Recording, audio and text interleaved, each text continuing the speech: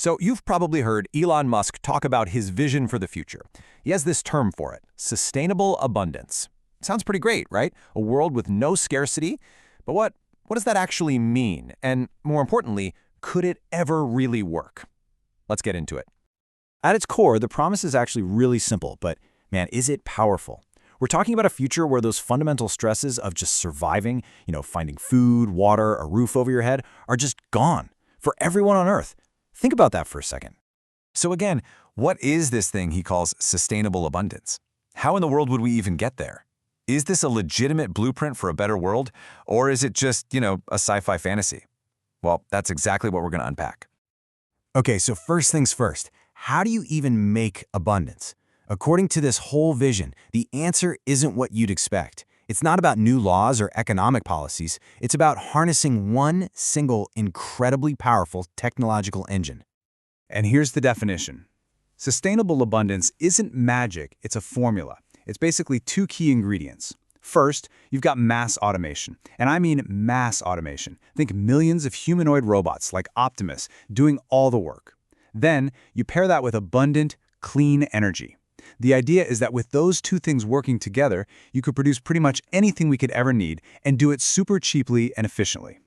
So the logic goes something like this. It's a chain reaction. Step 1, mass automation kicks in, leading to this massive explosion in productivity. Step 2, because everything is being made so efficiently, the cost of, well, everything starts to plummet, heading right down towards zero. And step 3, once stuff is basically free to make, it can be made available to everyone. Universal access. Okay, on paper, that sounds pretty neat, right? A clear, logical path. But, with any big world-changing idea, the devil's in the details. The second you start to really poke at it and stress test this whole thing, some pretty critical questions and a whole lot of potential problems start popping up. And here we go, this is the big one. This is probably the most important question of all. Just because we can make enough for everybody, does that really mean we will? Does simply having more stuff automatically fix centuries of inequality? I mean, does abundance just magically translate into fairness? Yeah, and this is where the critics really start to chime in. They point to some huge potential bottlenecks. For starters, what about jobs? What happens to the millions, maybe billions, of people whose jobs are just automated away? And what if, instead of fixing things, we just automate the inequality we already have, making the gap between rich and poor even wider, even faster? The whole vision kind of rests on this big assumption that new, fulfilling jobs will just appear for everyone. And let's be honest, that's a massive, massive gamble. So, okay, with all those risks, why are people so drawn to this idea? Why is it so compelling? I think this quote really gets to the heart of it. It speaks to this deep, deep frustration a lot of people feel with the current system. This feeling that your one useful life is just completely consumed by labor just to get by. And what this really brings to light is this fundamental clash of values. I mean, think about it. A lot of modern society is built on this kind of Puritan work ethic, right? The idea that hard work itself is a moral good, that toil is a virtue. This vision just takes that idea and completely flips it on its head. It says, no, labor isn't the point. Labor is just a means to an end. The real goal, the ultimate prize, is to free humanity up for creativity, for leisure, for real exploration. And once you start thinking that way, once you shift your values that radically, it naturally leads you to an even bigger, crazier idea. What if we need to rethink the whole concept of money? Yeah, Musk has this term for it. He calls it the infinite money glitch. It sounds like something out of a video game, but the logic is kind of simple. If robots and clean energy can make almost anything for next to nothing, for basically zero cost, you essentially break the fundamental rule of our entire economy, scarcity.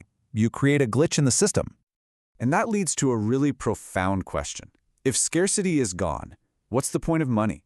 I mean, the whole reason money exists is to manage scarcity. So in a world of true, genuine abundance, does money even need to exist anymore? It might just become obsolete. Okay, so if we get rid of money, what do we replace it with? Well, one idea that's been floated is something called a kilowatt-hour standard. And it actually makes a lot of sense when you think about it. Energy is universal. It's real, it's tangible, you can measure it. So instead of dollars, value would be tied directly to the amount of energy it takes to make something. A system like that would automatically reward things that are efficient and sustainable. So you've got automation, you've got a new economic system based on energy. All of this is building towards one ultimate, and yeah, maybe even interstellar conclusion. A total and complete reset for the human race. And the end goal here, it's really important to see it this way, isn't just about freeing people from something, from the drudgery of work. It's about freeing them for something, for exploration, for innovation, for pushing the absolute boundaries of what humanity is capable of. You'd end up with this totally new division of labor in society. It would look something like this. Robots, they do all the physical stuff. AI, it handles all the complex, big-picture thinking, the systemic work. And humans? We're freed up to do what we arguably do best. Create, dream, and explore. But okay, hold on. There's a huge elephant in the room. What about resistance? Right? What happens when all the old systems on Earth, the political powers, the economic giants that benefit from the way things are now, what happens when they refuse to just step aside and let this happen? The answer proposed in this vision is, well, it's as simple as it is completely audacious. You leave. Yeah, the logic is, why get bogged down in a potentially catastrophic fight on Earth trying to change a system that doesn't want to change? Instead, you just sidestep it. You physically separate from the old way of doing things. You relocate to Mars, maybe the moon, maybe even underground settlements. And there, you build a brand new civilization from the ground up, based on these new principles of abundance. It's a really extreme solution, but from a certain point of view, it's also kind of pragmatic.